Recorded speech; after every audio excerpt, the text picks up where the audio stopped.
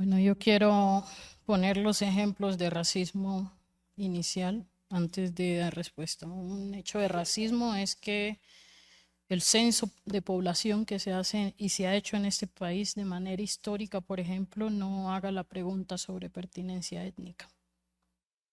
Y ahí hemos visto cómo en una metodología de un operativo censal se da por sentado que simplemente hay que identificarse como hombre o como mujer, pero no hay la pertinencia para que quienes nos autorreconocemos como parte de los pueblos étnicos podamos ser contados como tal. Si no se cuenta, entonces hay un problema de planeación, porque ¿cómo planificas la política si no tienes datos sobre la existencia de esa población?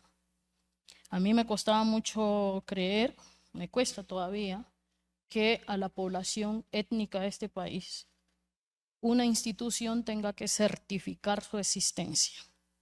Sí, eso es un acto de racismo, se certifica un par de zapatos, pero certificar a través de un documento la negritud de los pueblos étnicos indígenas o originarios, eso es una evidencia del racismo estructural de este país. Pero aquí, hasta que llegamos ahora a este gobierno, nos dimos cuenta que Planeación Nacional, por ejemplo, no tiene una entidad que planifique en el país las políticas, programas y proyectos para la inversión en los territorios y en las poblaciones étnicas. Solo hasta ahora creamos un grupo en cabeza del director nacional de planeación, un grupo para pueblos étnicos, pero el Estado se olvidó de planificar para los pueblos, ¿sí? Y si no hay planeación, pues no hay presupuesto tampoco. Y entonces, ¿por qué no tenemos un presupuesto específico para la garantía de los derechos de estos pueblos? Porque persiste un racismo estructural. Pero mire, en términos de población, yo creo que algo le tiene que decir a uno que las mujeres indígenas y afrodescendientes, su esperanza de vida sea 5 años menos que el resto de las mujeres de este país. Eso no es eso es porque hay un racismo, porque donde viven estas personas, pues aún no tienen la garantía de sus derechos básicos. Los niños indígenas y afrodescendientes son los que se mueren de desnutrición en este país. Y entonces eso es una evidencia del racismo estructural, que por supuesto implica una articulación del Estado para responder a eso. ¿Sobre qué debería hacer la Corte? Yo creo que la Corte debería hacer pedagogía sobre qué es el racismo. En este país todavía no se reconoce el racismo. Yo creo que así como se reconoce a las víctimas del conflicto armado, también debería reconocerse a las víctimas del colonialismo, del racismo, de la esclavitud.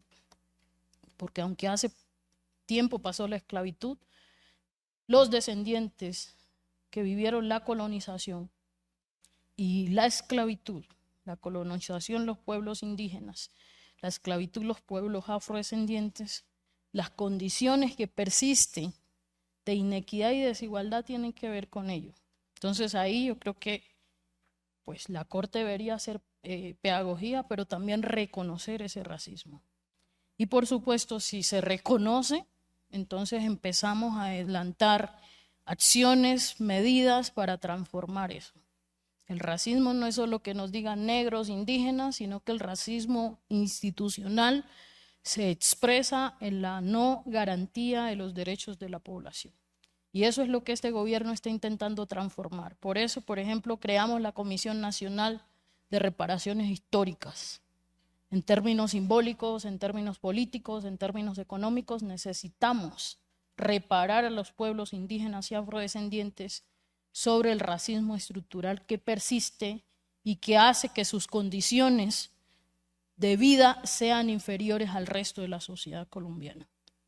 Y se hace necesario, también hemos trabajado, 30 años después de la Constitución del 91, estamos reglamentando apenas la Ley 70 del 93. Y eso que ha significado un vacío que se ha dejado en términos de la garantía de los derechos de esta población sus derechos étnicos, territoriales, culturales, políticos y económicos.